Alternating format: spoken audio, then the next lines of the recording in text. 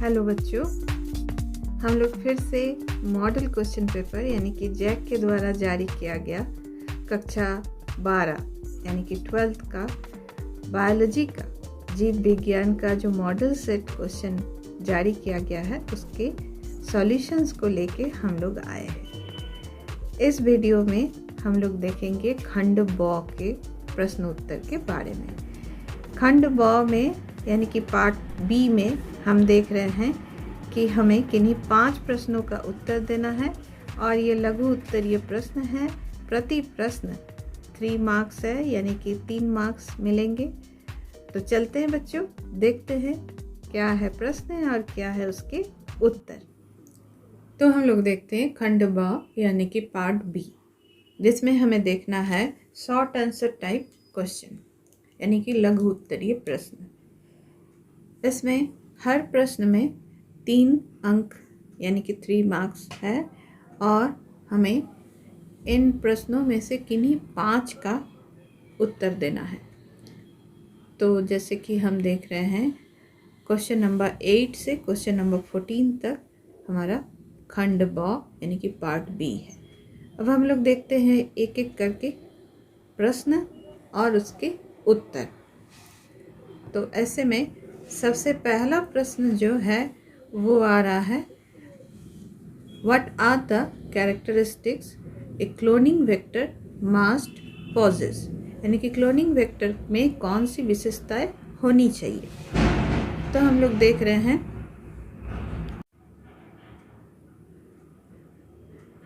A cloning vector should possess an origin of replication so that it can self-replicate inside the host cell.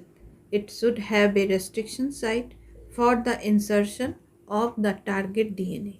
It should have a selectable marker with an antibiotic resistance gene that facilitate screening of the recombinant organism. यानी cloning vector के पास क्या होना चाहिए, एक origin of replication जिसे हम ओरी कहते हैं, ताकि ये अपने आप सेल्फ रिप्लिकेट कर सके होस्ट सेल के अंदर। साथ में इसमें क्या होना चाहिए, एक रेस्ट्रिक्शन साइट होना चाहिए जिसके माध्यम से हम टारगेट डीएनए को उसके अंदर इंसर्ट करा पाएंगे या उसके अंदर जोड़ पाएंगे। साथ में इसके पास एक सिलेक्टेबल मार्कर जिसमें एंटीबायोटिक रेजिस्टेंस जीन हो जो हमें facilitate screening of recombinant organism, recombinant organism को चुनने में या पहचानने में जिससे हमें सुविधा हो। तो इसी का हम हिंदी में इसका उत्तर देख रहे हैं, एक क्लोनिंग वेक्टर में प्रतिकृति की उत्पत्ति होनी चाहिए ताकि वो मेजबान सेल के अंदर स्वयं प्रतिकृति कर सके। इसमें लक्ष्य डीएनए के सम्मिलन के लिए एक प्रतिबंध स्थल होना चाहिए। इसमें एंटीबायोटिक प्रतिरोध जीन के साथ एक चयन योग्य मार्कर होना चाहिए जो पुनः संयोग जीव की जांच की सुविधा प्रदान करता है। अगला प्रश्न में हम लोग जाते हैं जिसमें हम देख रहे हैं प्रश्न, explain in brief about BT cotton. BT कपास के बारे में संक्षेप में बताएं। तो BT cotton plant is a transgenic plant which produces N insecticide to bollworm. Bt cotton is produced by inserting a cry gene from bacteria Bacillus thuringiensis to the plant genome by the help of transgenic technology. The genetically modified DNA in recipient plant produces toxin in sap. When the insect attacks on the plant and sucks the sap from the plant, this toxin binds with the gut wall of the insect. These proteins create pores in the gut. This results in damage to the cells and blocks the gut, which leads to the death of the insect. BT cotton का पौधा एक transgenic पौधा है जो bollworm के लिए एक कीटनाशक पैदा करता है।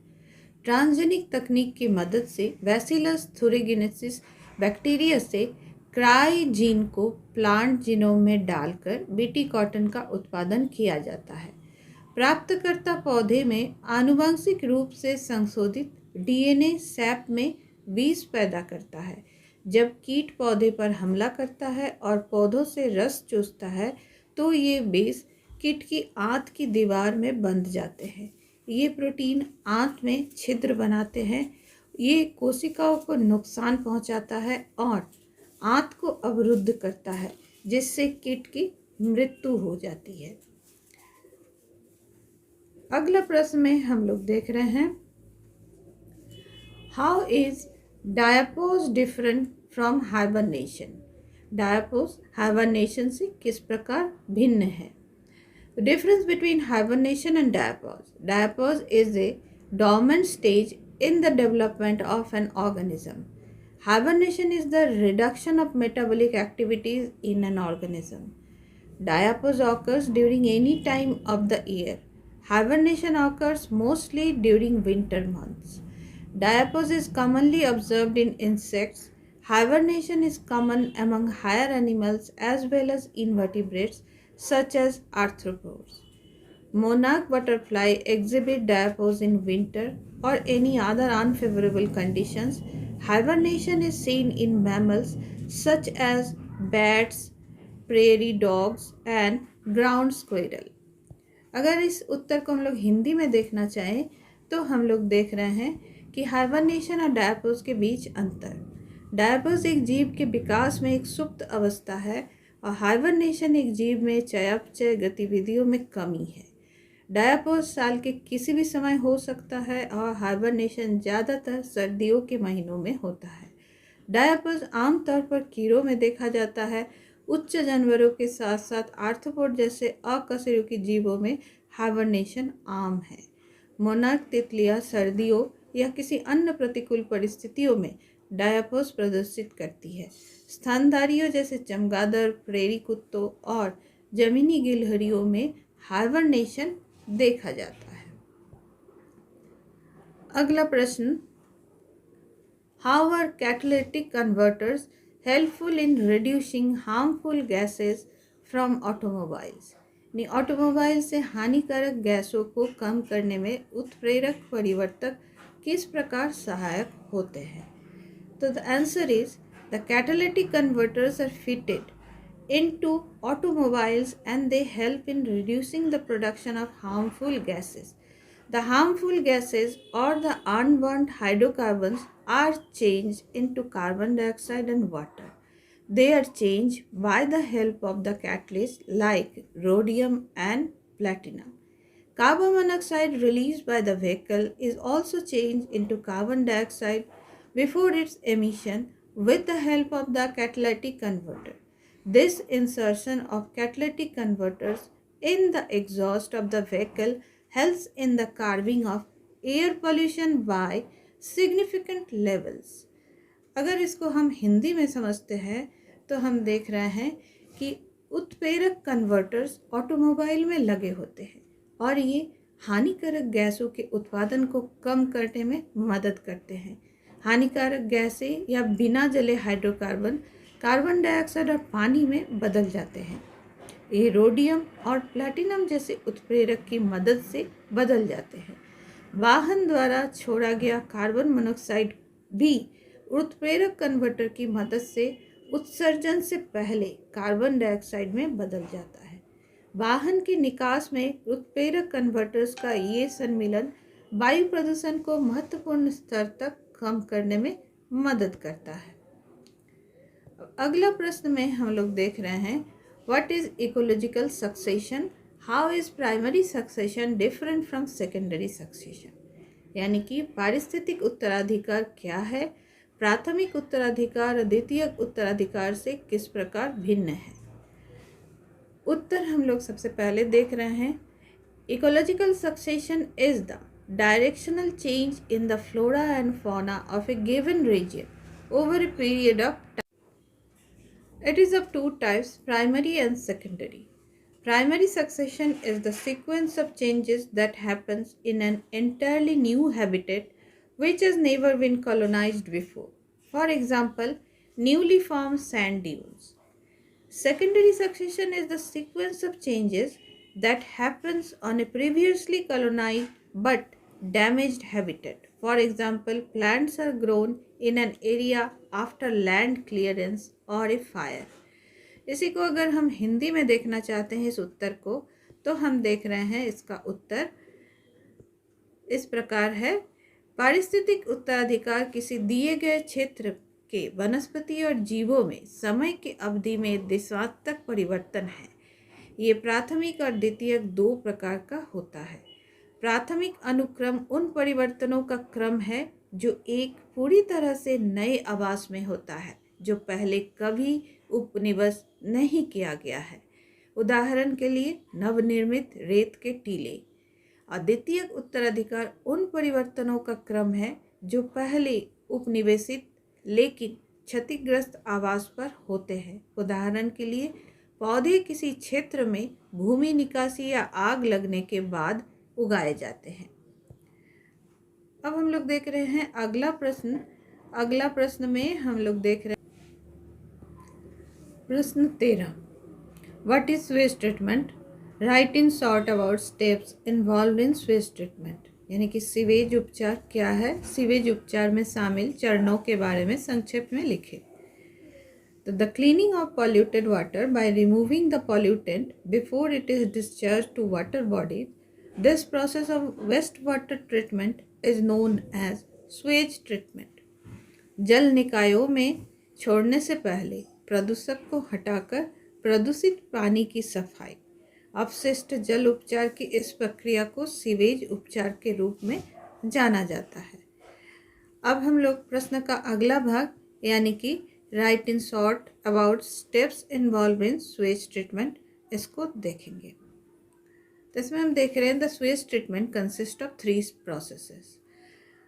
First, primary treatment. In this process the effluent of the Suez flows through the huge tanks called the primary sedimentation tank.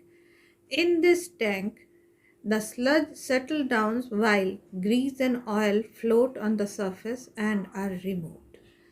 Secondary treatment. In this process, the effluent after the primary treatment has dissolved, biological matter is then converted into clean water by making use of bacterial and waterborne aerobic microorganisms that absorb the pollutant. Third, the tertiary treatment. It is a final stage of filtration where the effluent is treated further to its best quality before being discharged to the environment. इसी उत्तर को अगर हम लोग हिंदी में देखते हैं तो उसमें हम लोग लिखते हैं इस तरह से। स्वेज उपचार में 3 प्रक्रिया होती है। पहला, प्राथमिक उपचार। इस प्रक्रिया में बहिस्राव या सीवेज विशाल टैंकों से होकर बहता है, जिसे प्राथमिक अवसादन टैंक कहा जाता है। इन टैंकों में कीचड़ जमा जाता है या जम जाता है, जबकि ग्रीस और तेल सतह पर तैरते हैं और हटा दिए जाते हैं। दूसरा यानी कि माध्यमिक उपचार। इस प्रक्रिया में प्राथमिक उपचार के बाद अपशिष्ट जैविक पदार्थ को भंग कर दिया जाता है, फिर प्रदूषकों को अवशोषित करने वाले जीवाणु और जल जनित एरोबिक सूक्ष्म जीवों का उपयोग करके स्वच्छ पानी में परिवर्तित किया जाता है। यानी कि एरोबिक सूक्ष्म जीव के द्वारा अपघटन किया जाता है। इस प्रक्रिया से निकलने वाला कचरा इतना साफ होता है कि उसे नदियों में छोड़ा जा सकता है। अब तीसरा यानी कि तृतीयक उपचार। ये निस्पंदन का अंतिम चरण है, जहाँ पर्यावरण में छुट्टी देने से पहले यानी कि पर्यावरण में छोड़ने से पहले वही शराब को उसकी सर्वोत्तम गुणवत्ता के साथ उपचारित किया जाता है। अब अगला प्रश्न इस खंड का यानी कि प्रश्न 14। Explain with an example about bio control agents. The answer में हम देख रहे हैं कि the use of microorganism और biological methods to control plant diseases and pest is called biocontrol. The agents which are used to control the microbes are called biocontrol agents. Bacteria like black flies, caterpillars, larvae, wax moths can be controlled by Bacillus thuringiensis. Fungi, Viovera vacciniana acts as biopesticides for aphids, bugs, mites, whiteflies, etc. इसी प्रश्न को अगर हम हिंदी में देखते हैं तो जैव नियंत्रण एजेंटों के बारे में उदाहरण सहित समझाएं, तो इसका उत्तर में हम देख रहे हैं कि पौधों की बीमारियां और कीटों को नियंत्रित करने के लिए सूक्ष्म जीवों या जैविक विधियों के उपयोग को जैव नियंत्रण कहा जाता है। रोगाणुओं को नियंत्रित करने के लिए जिन एजेंटों का उपयोग किया जाता है उन्हें बायो कंट्रोल एजेंट कहा जाता है। बैक्टीरिया जैसे कि ब्लैक मक्खियों, कैटरपिलर, लार्वा, मोम पतंगों को बैसिलस थुरिनजेन्सिस द्वारा नियंत्रित किया जा सकता है। और कवक में वोवेरिया बेसियाना, एफिड्स, बग्स, माइट्स, सफ़ेद मक्खियों आदि के लिए जैव कीटनाशक के रूप में कार्य करता है। तो ये था हमारा खंड व यानी कि पार्ट बी का सारे प्रश्नों का